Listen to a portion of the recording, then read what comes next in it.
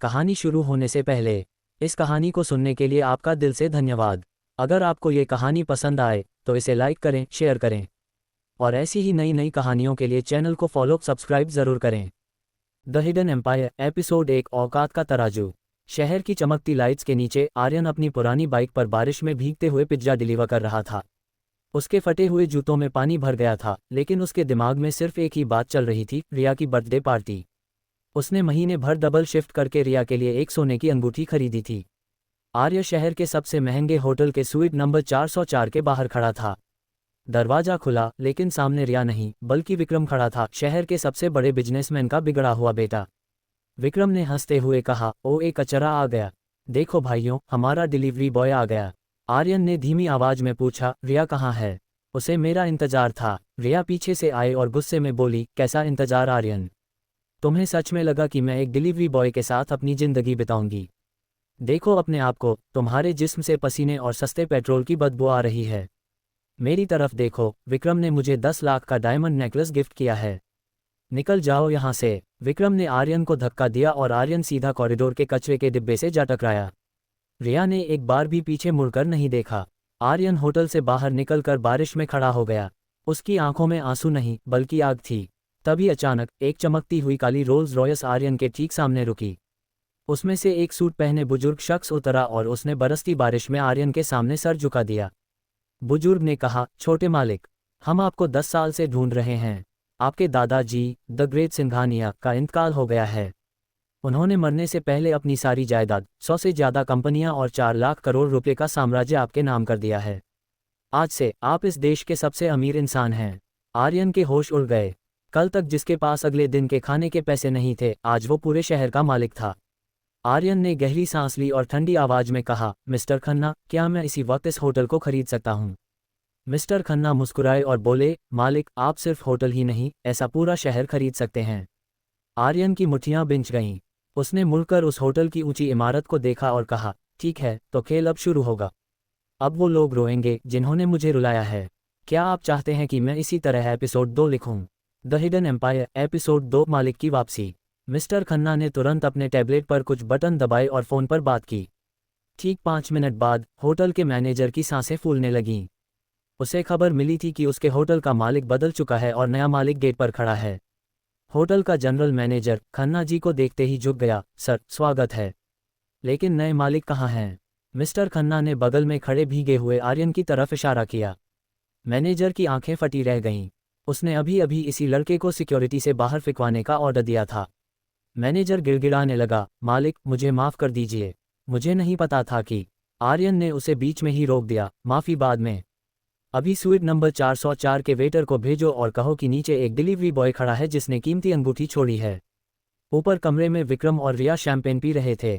जैसे ही वेटर ने संदेश दिया, विक्रम हंसते हुए बोला, देखा रिया, उस भिखारी की हिम्मत, अपनी सस्ती अंगूठी लेने वापस आया है। चलो, आज उसे सबके सामने घुटनों पर बिठाते हैं। विक्रम, रिया और उनके रईस दोस्त हंसते हुए होटल की लॉबी में पहुंचे। वहां आर्यन एक सोफे पर आराम से बैठा था और उसके पीछे 10 बॉडीगार्ड्स खड़े थे। विक्रम चिल्लाया, ओ ए भिखारी, सोफे से उठ, तेरी हिम्मत कैसे हुई यहाँ बैठने की? आर्यन शांत रहा। उसने अपनी कलाई पर बंधी नई पटेक फिलिप घड़ी देखी और कहा, विक्रम, इस होटल में कदम रखने की तुम्हारी आखिरी रात है। विक्रम ठहाका मारकर हंसा, पागल हो गया है क्या? मेरा बाप इस होटल का वीआईपी मेंबर है। मैनेजर, ओ मैनेजर, इस कचरे को बाहर फेंको। मैनेजर कांपते हुए आगे आया, लेकिन वो आर्यन की तरफ नहीं बल्कि विक्रम की तरफ मुड़ा।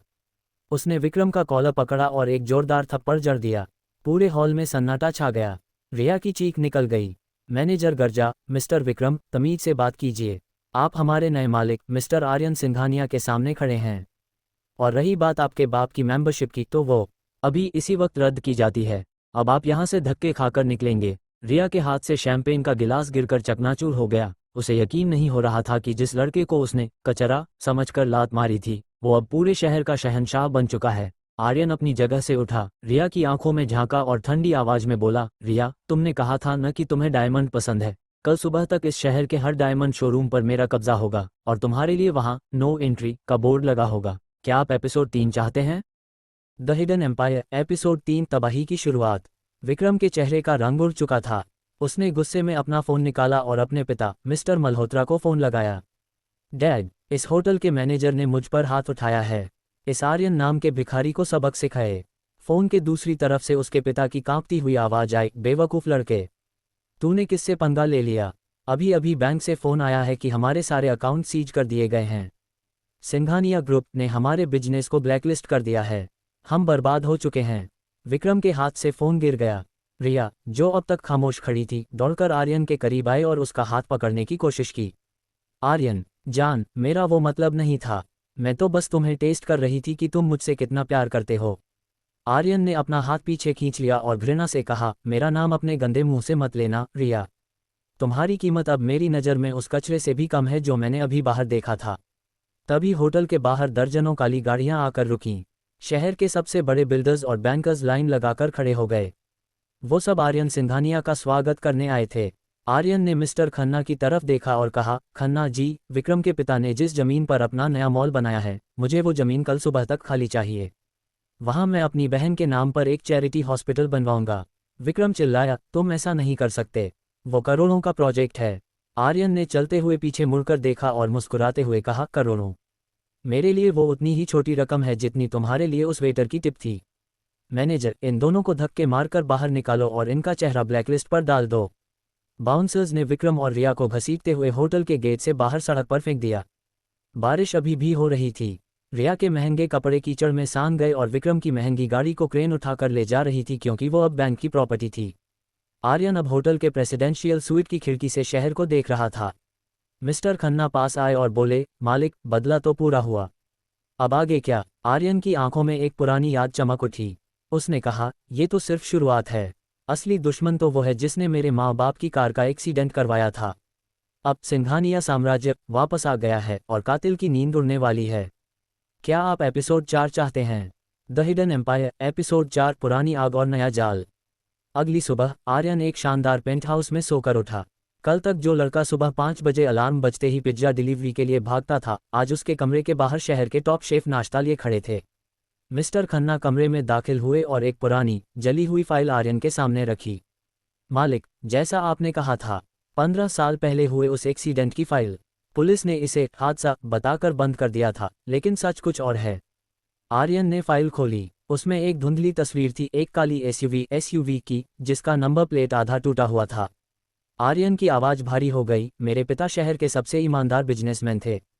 उनकी मौत से सबसे ज़्यादा फायदा किसे हुआ था? खन्ना जी। खन्ना जी ने सिर झुकाकर कहा, उस वक्त के आपके पार्टनर और आज के स्टील किंग राजीव ओबरॉय। आज वो शहर के सबसे ताकतवर इंसान माने जाते हैं। आर्यन की आंखों में चमक आ गई। ओबरॉय, तो अब उसकी बारी है। सुना है उसकी बेटी अन्या ओबरॉय की सगाई होने वाली है। जी मालिक, परसों बहुत बड़ी पार्टी है। पूरे शहर के रईस वहां मौजूद होंगे, खन्ना जी ने जवाब दिया। आर्यन ने एक सफ़ेद शर्ट पहनी और शीशे में खुद को देखा। हमें उस पार्टी का इनविटेशन चाहिए, लेकिन आर्यन सिंघानिया के नाम से नहीं। मैं वहां एक गुमनाम इन्वेस्टर बनकर जाऊंगा। दूसरी तरफ ओबरॉय मैंशन में जश्न का माहौल था। राजीव ओबरॉय अपनी बेटी अन्या से कह रहा था, अन्या, ये सगाई सिर्फ एक रिश्ता नहीं, एक डील है। इसके बाद हमारा स्टील साम्राज्य अमर हो जाएगा। अन्या, जो स्वभाव से बहुत शांत और दयालु थी, दुखी मन से बोली, डैड, क्या बिजनेस ही सब कुछ है? तभी राजीव के सेक्रेटरी ने भागते हुए आकर एक लेटर दिया। सर, एक गुमनाम कंपनी एस वेंचर्स ने हमारी कंपनी के 20% शेयर रातों रात खरीद लिए हैं।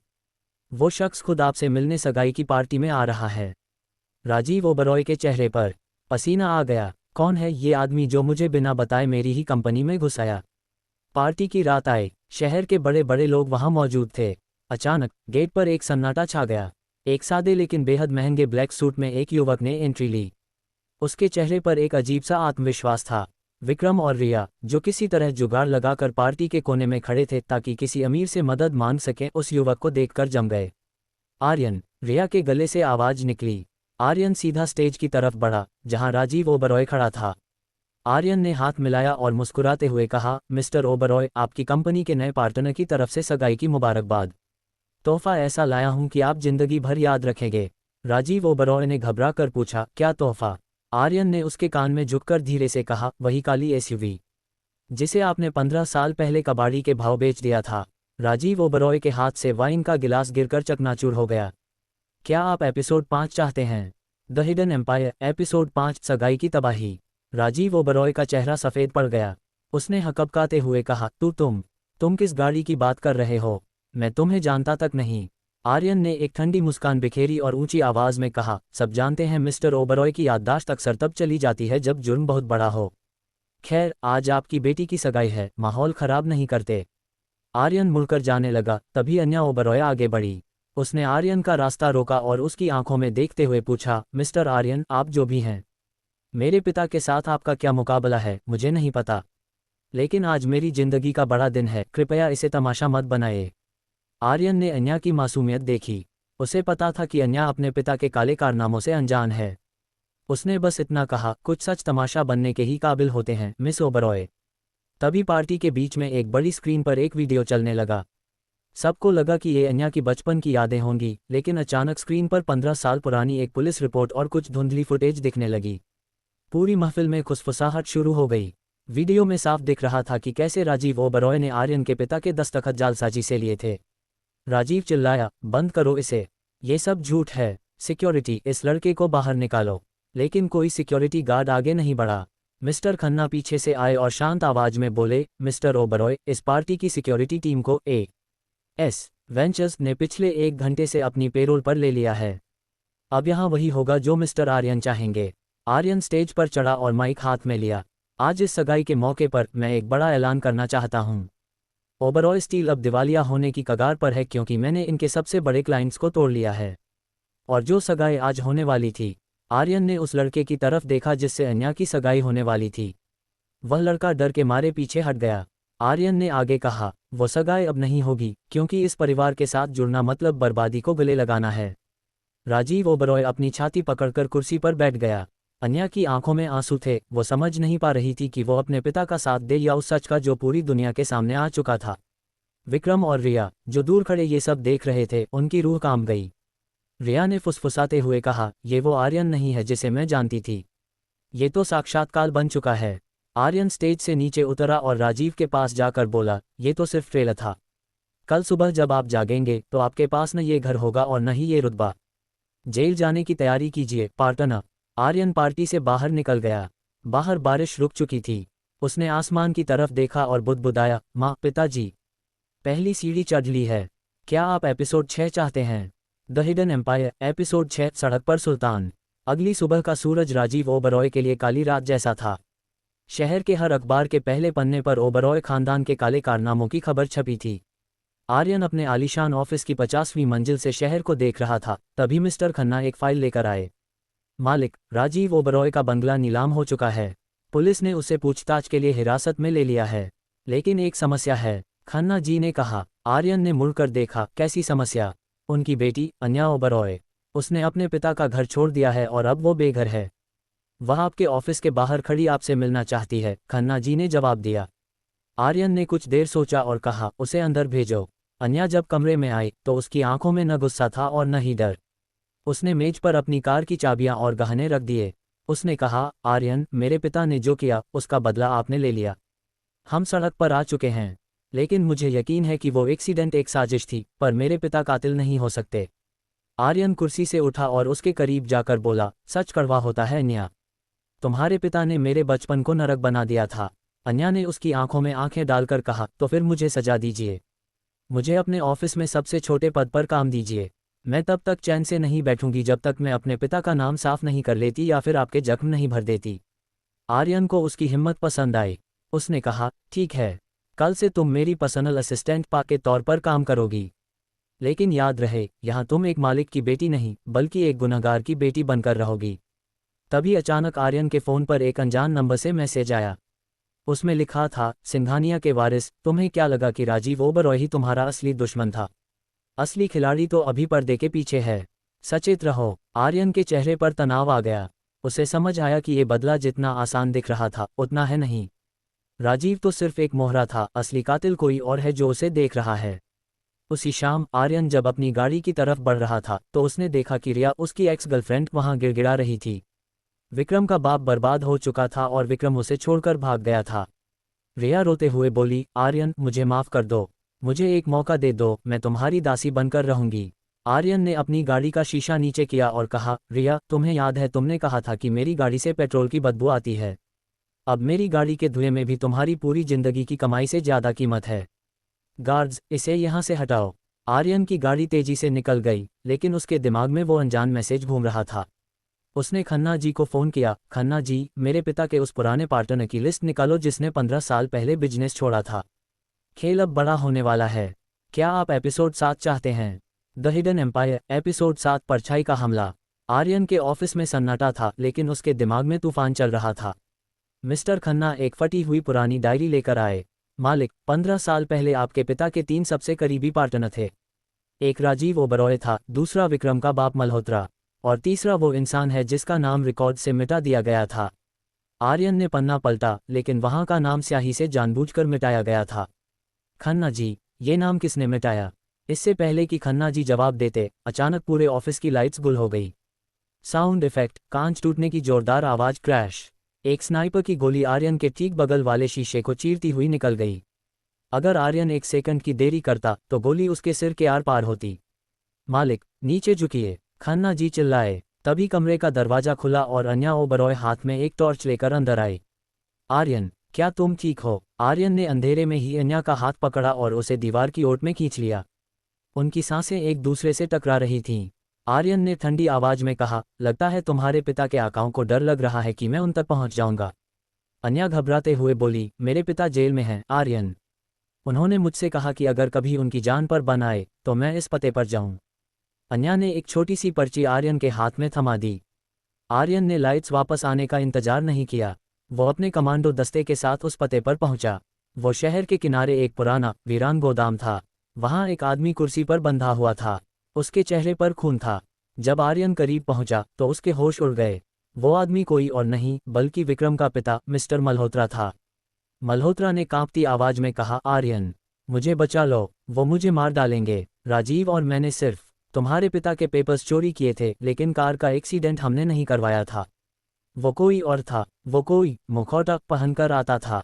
तभी गोदाम के चारों तरफ से सायरन की आवाज आने लगी, लेकिन ये पुलिस नहीं थी।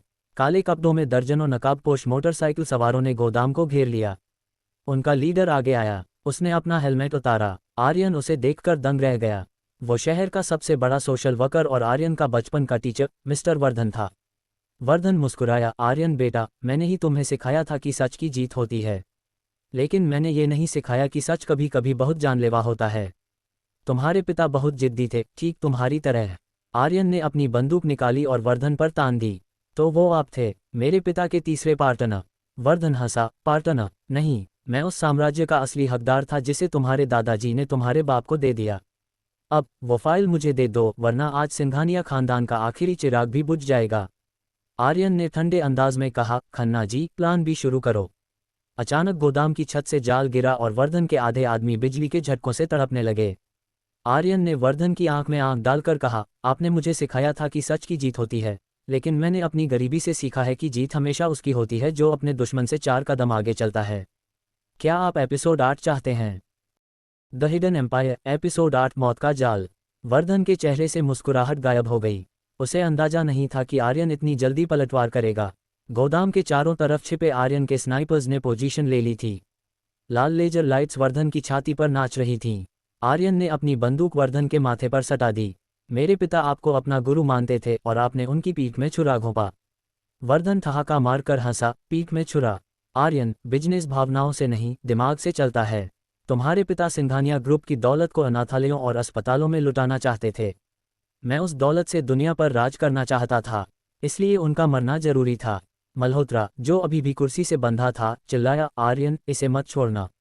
इसी ने मुझे और राजीव को डराकर तुम्हारे पिता के खिलाफ खड़ा किया था।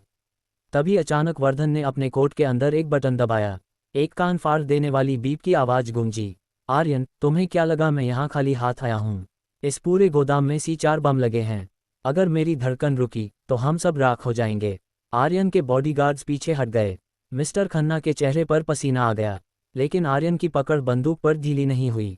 आर्यन ने शांत आवाज में कहा, खन्ना जी, अन्या कहाँ है? खन्ना जी ने घबराकर फोन देखा। मालिक, मिस अन्या को ऑफिस से निकलते वक्त किसी ने किडनैप कर लिया है। वर्धन की आंखों में जीत की चमक आ गई। आर्यन, अन्या को मैंने ही उठवाया है। अगर तुम उसे जिंदा देखना चाहते हो तो अभी अपनी बंदूक नीचे रखो और उन सभी फाइलों और प्रॉपर्टी के कागजात पर साइन करो। तुम्हारे पास सिर्फ 10 मिनट हैं। आर्यन की मुट्ठियां बिंच गईं। एक तरफ उसके पिता का कातिल था और दूसरी तरफ वो बेगुनाह लड़की जो अब उसके दिल के करीब आने लगी थी।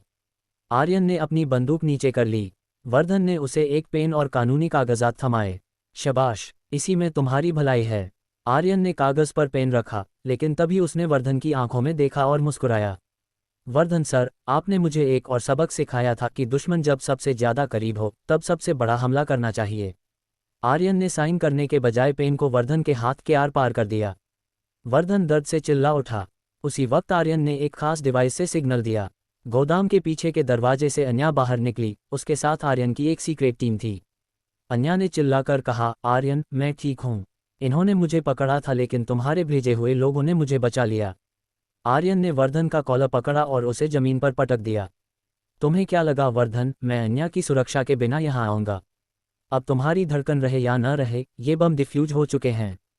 पुलिस की गाड़ियों के सायरन करीब आने लगे। वर्धन बुरी तरह हार चुका था। पुलिस उसे घसीटते हुए ले जाने लगी। लेकिन जाते जाते वर्धन ने आर्यन के कान में कहा, तुझे क्या लगा खेल खत्म हो गया? मैं तो सिर्फ एक मोहरा था। असली मास्टरमाइंड तो तेरे अपने घर के अंदर बैठा है। अपनी वसीयत फिर से पढ़ना लड़के। आर्यन जम गया। घर के अंदर मिस्टर खन्ना ने हैरान होकर आर्यन की तरफ देखा। क्या आप एपिसोड 9 चाहते हैं? द हिडन एम्पायर एपिसोड 9 घर का गद्दार। वर्धन की बात सुनकर आर्यन के पैरों तले जमीन खिसक गई। असली मास्टरमाइंड तुम्हारे घर में है। ये जुमला उसके कानों में गूंज रहा था। उसने मुड़कर मिस्टर खन्ना की तरफ देखा, जो पिछले 15 सालों से उसके परिवार के सबसे वफादार रहे थे। मिस्टर खन्ना की आंखों में हल्की सी घबराहट थी। मालिक, वर्धन हार चुका है, इसलिए वह आपके दिमाग से खेल रहा है। चलिए, यहाँ से निकलना बेहतर है। आर्यन कुछ नहीं बोला। वह अन्या को साथ लेकर अपने दादाजी की पुरानी हवेली पहुंचा, जिसे उसने हाल ही में दोबारा खरीदा था। वहां उसने खन्ना जी से कहा, खन्ना जी, मुझे वो वसीयत देखनी है जिसे आपने अब तक लॉकर में रखा था। खन्ना जी ने झिझकते हुए वसीयत निकाली। आर्यन ने उसे ध्यान से पढ़ना शुरू किया। वसीयत के आखिरी पन्ने पर एक छोटी सी शर्त लिखी थी जिसे अब तक नज़रअंदाज किया गया था। अगर आर्यन की शादी 25 साल की उम्र से पहले नहीं होती तो सारी संपत्ति का कंट्रोल उसके संरक्षक गार्डियन के पास चला जाएगा। आर्यन का 25वां जन्मदिन कल था। अचानक आर्यन को एहसास हुआ कि पिछले कुछ दिनों में जो भी हमले हुए वे उसे मारने के लिए नहीं, बल्कि डराने और उलझाए रखने के लिए थे, ताकि वह 25 साल का होने तक शादी न कर पाए। तभी हवेली के सारे दरवाजे अपने आप बंद हो गए। लाइट्स लाल हो गईं और एक अलार्म बजने लगा। मिस्टर खन्ना के चेहरे के भाव पूरी तरह बदल गए। वह अब झुककर बात करने वाले बुजुर्ग नहीं थे। उन्होंने जेब से रिमोट निकाला और सोफे पर आराम से बैठ गए। खन्ना जी, आप? अन्या चिल्लाए। खन्ना जी ठंडी हंसी हंसे। आर्यन, तुम्हारे दादाजी ने मुझ पर भरोसा किया, लेकिन उन्होंने मुझे हमेशा एक नौकर की तरह रखा। मैंने 30 साल इस खानदान की सेवा की, लेकिन वसीयत में मुझे फूटी कौड़ी नहीं मिली। वर्धन तो बस मेरा प्यादा था जिसे मैंने आगे किया था। आर्यन ने दांत पीसते हुए कहा, तो मेरे पिता का एक्सीडेंट भी आपने करवाया? खन्ना जी ने सिर हिलाया। नहीं, एक्सीडेंट तो सच में राजीव और मल्होत्रा की गलती थी, लेकिन मैंने उन्हें बचाने का वादा करके उनसे तुम्हारे पिता के शेयर्स हड़प लिए। अब बस कुछ ही घंटे बचे हैं आर्यन। कल सुबह तुम 25 साल के हो जाओगे और चूंकि तुम्हारी शादी नहीं हुई है, सिंघानिया ग्रुप का मालिक मैं बन जाऊंगा। आर्यन ने अपनी बंदूक निकाली, लेकिन खन्ना जी ने रिमोट दिखाया। गोली मत चलाना बेटा, इस हवेली के नीचे इतना बारूद है कि एक बटन दबाते ही हम सब हवा में होंगे। मैं वैसे भी बूढ़ा हो चुका हूँ, मरने से नहीं डरता। लेकिन तुम और तुम्हारी ये प्यारी अन्या, क्या तुम मरना चाहते हो? आर्यन ने अन्या की तरफ देखा। उसे समझ आ गया कि वह चारों तरफ से घिर चुका है। खन्ना जी ने घड़ी की तरफ इशारा किया। रात के 11:30 बज रहे हैं। सिर्फ आधा घंटा और फिर यह साम्राज्य मेरा होगा। तभी आर्यन के चेहरे पर एक अजीब सी मुस्कान आई। उसने अन्या का हाथ पकड़ा और खन्ना जी की तरफ देखकर कहा, खन्ना जी, आपने शतरंज की चालें तो अच्छी चली, लेकिन आपने वसीयत की एक और लाइन नहीं पढ़ी। खन्ना जी चौंक गए। क्या मतलब? आर्यन ने कहा, वसीयत कहती है कि शादी होनी चाहिए, यह नहीं लिखा कि धूमधाम से होनी चाहिए। और इस वक्त हमारे साथ इस हवेली में एक शख्स और मौजूद है। पीछे के दरवाजे से होटल का वही मैनेजर बाहर निकला जिसे आर्यन ने खरीदा था। वह अपने साथ एक सरकारी रजिस्ट्रार को लेकर आया था जिसे आर्यन ने पहले से ही बैकअप के तौर पर बुला रखा था। आर्यन ने अन्या की आंखों में देखा। अन्या, क्या तुम इस बर्बादी को रोकने के लिए मुझसे अभी इसी वक्त शादी करोगी? मैं तुमसे वादा करता हूं कि मैं तुम्हें दुनिया की हर खुशी दूंगा। अन्या ने कांपते हाथों से आर्यन का हाथ थामा और कहा, हाँ, मैं तैयार हूं। खन्ना जी के हाथ से रिमोट गिर गया। नहीं, यह नहीं हो सकता। क्या आप एपिसोड 10 चाहते हैं? द हिडन एम्पायर एपिसोड 10 शह और मात। हवेली की घड़ी में रात के 11:15 बज रहे थे। खन्ना जी पागलों की तरह रिमोट का बटन दबाने की कोशिश करने लगे, लेकिन आर्यन ने एक इशारा किया और हवेली के जैमर्स ने रिमोट के सिग्नल को ब्लॉक कर दिया। रजिस्ट्रार ने जल्दी से पेपर्स मेज पर रखे। मिस्टर आर्यन और मिस अन्या, यहाँ साइन कीजिए। खन्ना जी चिल्लाए, रुको, यह शादी कानूनी नहीं मानी जाएगी। तुम जबरदस्ती कर रहे हो। आर्यन ने साइन करते हुए कहा, जबरदस्ती आप कर रहे थे खन्ना जी। अन्या और मैंने पहले ही एक दूसरे को चुन लिया था, आपने तो बस हमारी शादी की तारीख थोड़ी जल्दी फिक्स करवा दी। अन्या ने भी अपने दस्तखत कर दिए। जैसे ही आखिरी मुहर लगी, घड़ी में रात के 12 बज गए। आर्यन अब आधिकारिक तौर पर 25 साल का हो चुका था और अब वह अपनी संपत्ति का पूर्ण मालिक था। तभी हवेली के दरवाजे तोड़कर पुलिस अंदर दाखिल हुई। उनके साथ वही वकील था जिसने वसीयत बनाई थी। वकील ने कहा, मिस्टर खन्ना, आपकी धोखाधड़ी के सारे सबूत हमें मिल चुके हैं। आर्यन ने पहले ही आपकी सारी कॉल रिकॉर्डिंग्स और बैंक ट्रांजैक्शन पुलिस को भेज दिए थे। खन्ना जी हार चुके थे। पुलिस उन्हें घसीटते हुए ले जाने लगी। जाते जाते आर्यन ने उनके करीब जाकर कहा, खन्ना जी, मेरे दादाजी ने आपको नौकर नहीं, अपना दाहिना हाथ माना था। अगर आप लालच न करते तो मैं खुद आपको इस साम्राज्य का हिस्सा देता। पर अब आप अपनी बाकी जिंदगी जेल की सलाखों के पीछे काटेंगे। पूरी हवेली में अब सन्नाटा था। अन्या ने आर्यन की तरफ देखा, उसकी आंखों में अभी भी डर और हैरानी थी। आर्यन, क्या ये सब सच में खत्म हो गया? आर्यन ने अन्या के हाथ की अंगूठी, वही अंगूठी जो वह रिया के लिए लाया था, लेकिन अब वह अन्या के हाथ में थी, को देखा और कहा, दुश्मन खत्म हो गए हैं अन्या, लेकिन हमारी कहानी तो अब शुरू हुई है। मैंने तुमसे वादा किया था कि मैं तुम्हें दुनिया की हर खुशी दूंगा और अब मेरे पास वो दौलत भी है और तुम भी। अगले दिन आर्यन सिंघानिया के नाम का डंका पूरे देश में बज रहा था। उसने राजीव ओबरॉय और मल्होत्रा के जुर्मों की सजा उन्हें दिलवाई, लेकिन अन्या की खातिर उसने राजीव की सजा कम करवाने में मदद की ताकि वह एक नई शुरुआत कर सके। आर्यन अब सिर्फ एक इंस्टा मिलियनेयर नहीं था, बल्कि वह एक ऐसा एम्पायर खड़ा कर चुका था जिसकी बुनियाद इंसाफ पर थी। हवेली की बालकनी में खड़े होकर आर्यन ने उगते हुए सूरज को देखा। उसने अपने कोट की जेब से अपने माता पिता की तस्वीर निकाली और मुस्कुराते हुए कहा, मिशन पूरा हुआ। कहानी समाप्त। क्या आप चाहते हैं कि मैं इस कहानी का सीजन 2 शुरू करूं जहां एक नया रहस्य सामने आए, या आप कोई नई कहानी शुरू करना चाहते हैं? The hidden empire season 2 episode 11 राख से उठा राज। आर्यन और अन्या की शादी को 1 महीना बीत चुका था। सिंघानिया साम्राज्य अब शहर का सबसे बड़ा पावर सेंटर बन गया था। लेकिन जिस रात आर्यन को लगा कि सब खत्म हो गया है, उसी रात एक काले लिफाफे ने उसके सुकून को फिर से छीन लिया। सुबह सुबह आर्यन के ऑफिस की टेबल पर एक पुरानी तस्वीर रखी मिली।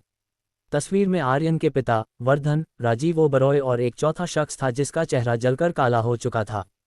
तस्वीर के पीछे लिखा था, आधा सच पूरे झूठ से ज्यादा खतरनाक होता है। आर्यन ने खन्ना जी को जेल में मिलने का फैसला किया। जेल की सलाखों के पीछे बूढ़ा खन्ना अब टूटा हुआ लग रहा था। आर्यन ने तस्वीर दिखाई, ये चौथा आदमी कौन है खन्ना? तुमने कहा था कि सिर्फ 3 पार्टनर थे।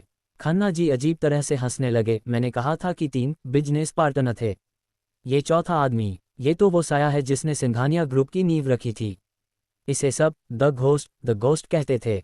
तुम्हारे पिता ने इसे धोखा दिया था आर्यन, और अब वो वापस आ गया है। आर्यन का माथा ठनका, मेरे पिता किसी को धोखा नहीं दे सकते। यही तो खेल है बेटे, खन्ना जी ने फुसफुसाते हुए कहा। जाओ और अपने दादाजी के पुराने तहखाने की दीवार के पीछे देखो। वहाँ एक लाल डायरी है, उसे पढ़ोगे तो पता चलेगा कि सिंघानिया साम्राज्य की दौलत खून से रंगी है। आर्यन घर लौटा। उसने अपनी पुरानी हवेली के तहखाने में घंटों खोजबीन की। अंत में एक पुरानी ईंट को हटाने पर उसे वही लाल डायरी मिल गई। डायरी का पहला पन्ना खोलते ही आर्यन के हाथ कांपने लगे। उसमें लिखा था, आज हमने अपने सबसे वफादार दोस्त की जान ले ली ताकि ये राज कभी बाहर ना आए। तभी अचानक कमरे का तापमान गिर गया। अन्या कमरे में आए, उसके चेहरे पर हवाएं उड़ी हुई थीं। आर्यन, बाहर देखो, गेट पर कोई आया है। आर्यन बाहर भागा। गेट पर एक पुरानी विंटेज कार खड़ी थी, ठीक वैसी ही कार जैसी आर्यन के पिता के पास थी। कार का दरवाजा खुला, लेकिन अंदर कोई नहीं था। सीट पर सिर्फ एक ताज़ा लाल गुलाब और एक नोट रखा था। नोट पर लिखा था, शादी मुबारक छोटे सिंघानिया, तुम्हारे पिता का कर्ज अब तुम्हें चुकाना होगा काल।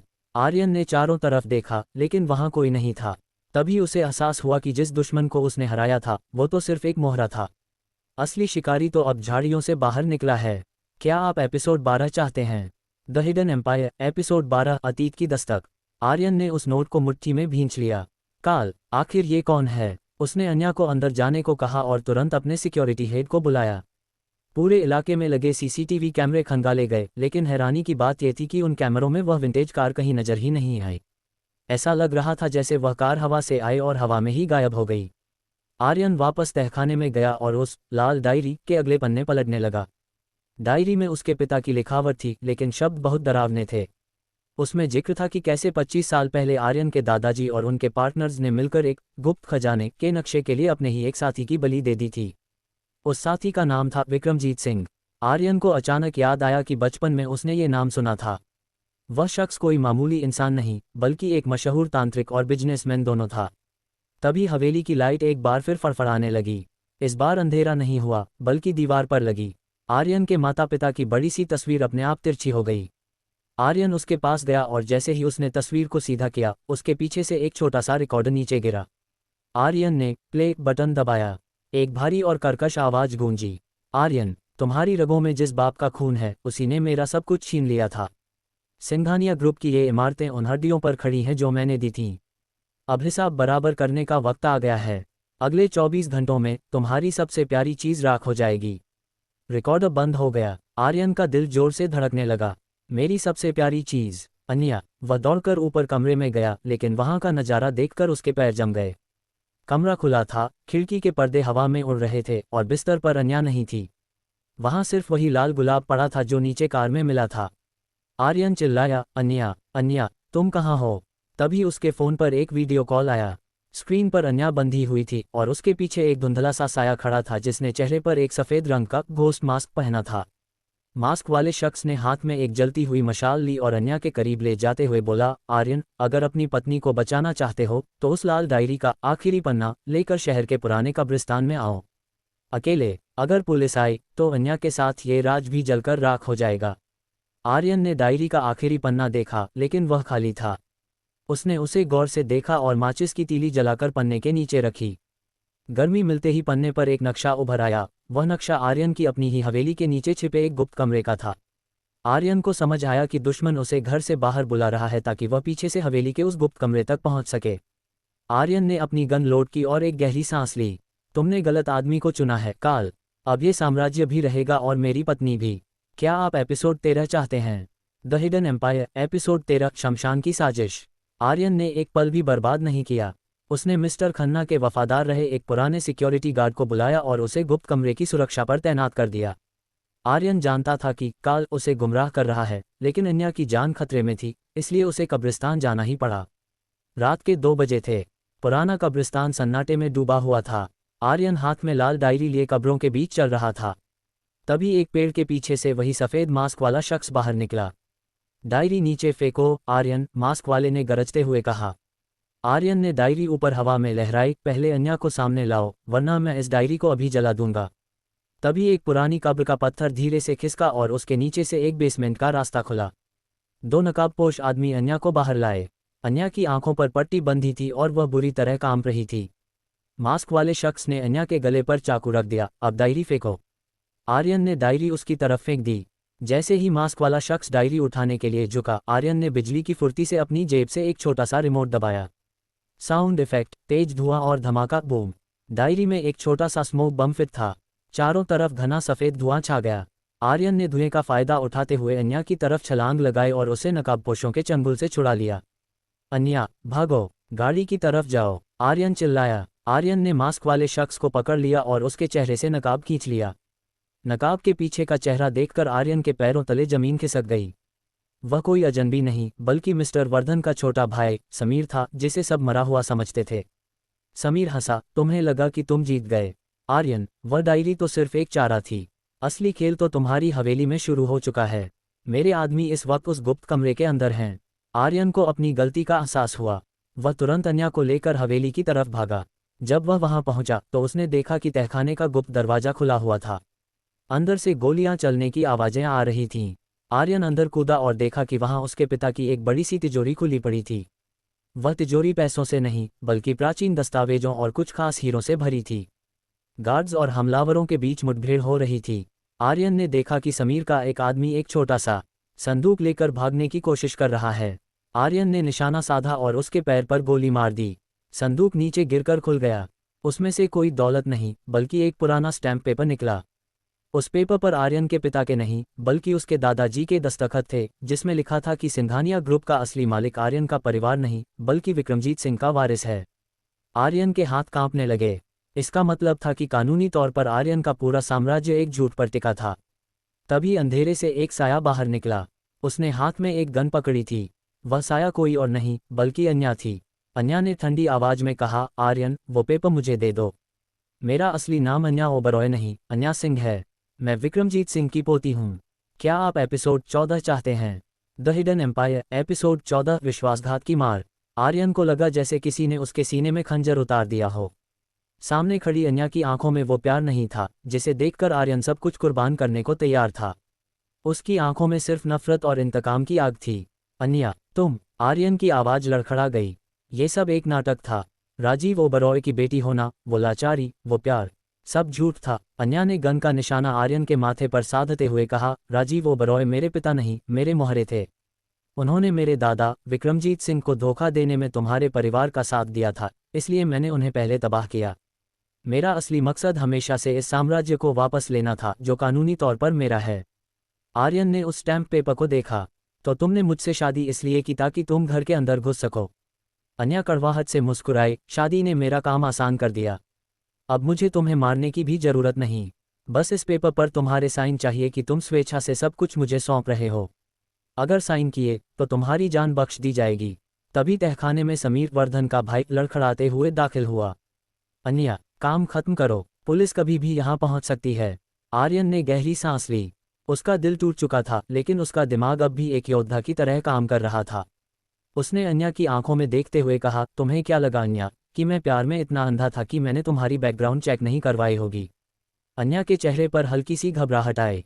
क्या मतलब? आर्यन ने एक बटन दबाया और दीवार पर लगा एक गुप्त प्रोजेक्टर चालू हो गया। स्क्रीन पर एक पुरानी वीडियो फुटेज चलने लगी। उसमें विक्रमजीत सिंह और आर्यन के दादाजी एक साथ बैठे थे। वीडियो में विक्रमजीत सिंह कह रहे थे, मेरे दोस्त, अगर मेरे वारिस कभी लालच में आकर इस साम्राज्य को नुकसान पहुंचाने की कोशिश करें तो ये वसीयत रद्द मानी जाएगी।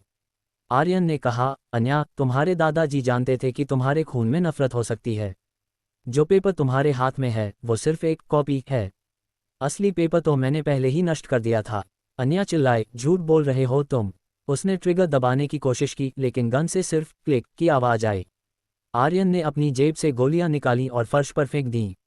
जब तुम सो रही थी तब मैंने तुम्हारी गन खाली कर दी थी। मुझे उम्मीद थी कि मैं गलत साबित होऊं, कि मेरा प्यार जीत जाए। लेकिन तुमने साबित कर दिया कि तुम सिर्फ एक साया हो। समीर ने चाकू निकाला और आर्यन पर झपटा लेकिन आर्यन ने एक ही वार में उसे जमीन पर पटक दिया। तभी बाहर से पुलिस की गाड़ियों की आवाजें गूंज उठीं। अन्या घुटनों के बल बैठ गई। उसने चिल्लाकर कहा, तुम जीत गए आर्यन, लेकिन तुमने एक ऐसी औरत को खो दिया जो तुम्हें सच में प्यार कर सकती थी अगर ये नफरत बीच में न होती। आर्यन ने मुड़कर देखते हुए कहा, तुमने प्यार को नहीं, एक साम्राज्य को चुना था अन्या। अब तुम्हें उसी साम्राज्य की जेल में रहना होगा। पुलिस अन्या और समीर को ले गई। खाली हवेली में आर्यन अकेला खड़ा था। उसके पास अब करोड़ों की दौलत थी, पूरा साम्राज्य था, लेकिन जिस इंसान के लिए उसने ये सब सजाया था वो ही सबसे बड़ी दुश्मन निकली। तभी उसकी मेज पर रखा फोन बजा। एक अनजान नंबर से मैसेज आया, खेल अभी खत्म नहीं हुआ है छोटे सिंघानिया। अन्या तो सिर्फ शुरुआत थी, असली काल अभी भी आज़ाद है। क्या आप एपिसोड 15 चाहते हैं? द हिडन एम्पायर एपिसोड 15 राख के पीछे का चेहरा। हवेली की सन्नाटे भरी रातों में अब आर्यन को अपनी ही परछाई से डर लगने लगा था। अन्या के जाने के बाद वह पूरी तरह टूट चुका था लेकिन उस आखिरी मैसेज ने उसे सोने नहीं दिया। काल अभी भी बाहर था। आर्यन ने मिस्टर खन्ना के पुराने रिकॉर्ड्स खंगालने शुरू किए। उसे एक गुप्त बैंक लॉकर की चाबी मिली जो स्विट्जरलैंड के एक बैंक की थी। वह तुरंत वहां पहुंचा। लॉकर के अंदर उसे कोई सोना या पैसा नहीं मिला बल्कि एक पुरानी ऑडियो टेप मिली। आर्यन ने कांपते हाथों से टेप को प्लेयर में डाला।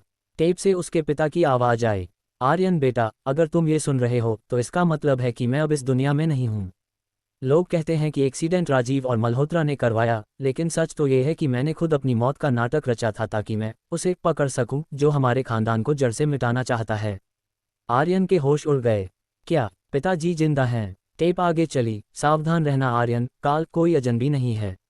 वो वही है जो हमेशा से हमारे सबसे करीब रहा है, वो इंसान जिसने मुझे ये सब सिखाया। तभी टेप में एक शोर हुआ और आवाज कट गई। आर्यन वापस इंडिया लौटा। उसने अपनी पुरानी तस्वीरों को गौर से देखना शुरू किया।